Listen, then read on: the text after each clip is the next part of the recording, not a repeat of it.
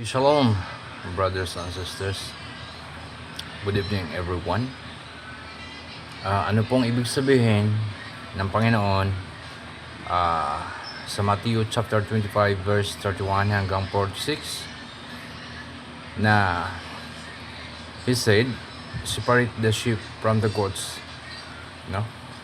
So, ihiwalay niya ang mga karnero sa kambing. So, ano ang ibig sabihin yan, mga brothers and sisters? Separate the sheep from the goats is an idiom that means distinguish between good and bad people, no? So, malalaman natin o pagkakaiba ng mabubuti at masasamang mga tao.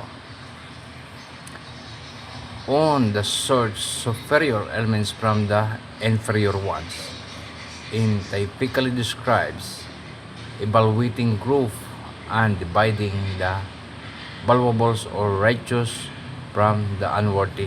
So, yun ang pagkaka separate o pili ng Diyos sa ating mga tao, kung tayo ba ay kaya rapat-dapat at hindi karapat-dapat, mga brothers and sisters. The phrase originates from the parable of the sheep and the goats in the New Testament in Matthew chapter 25 verse 31-46.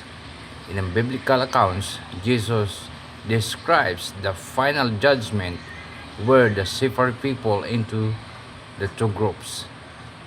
So, ihiwalay-walay ng Panginoon ang mga tao sa dalawang grupo. Yun ay tulad ng karnero at kambing.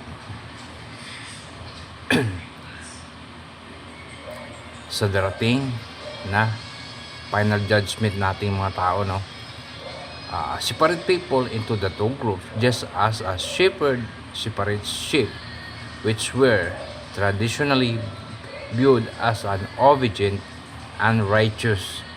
So, ay kahintulad ng pagbukod ng mga sheep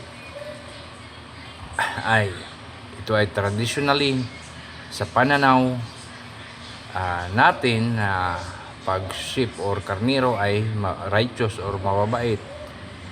Ang kambing naman, whereas it means the stubborn and unrighteous people, no? So, tingnan nyo ang mga kambing, di ba? Nanunuwag, may sungay, lalo-lalo na pag minsan ay bubundulin ka or tutrumpuhin ka ng kambing. So, ang kambing ay pasaway din talaga kumpara sa mga karnero.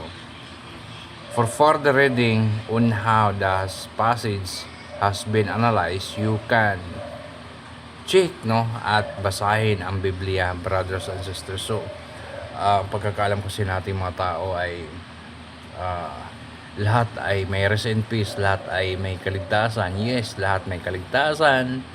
Ngunit, ang sabi ng Panginoon sa Matthew chapter 7 verse 21, hindi lahat ng tumatawag sa akin ng Lord ay maliligtas. So, alam ng Panginoon kung sino ang sumusunod sa Kanya ng tama at hindi.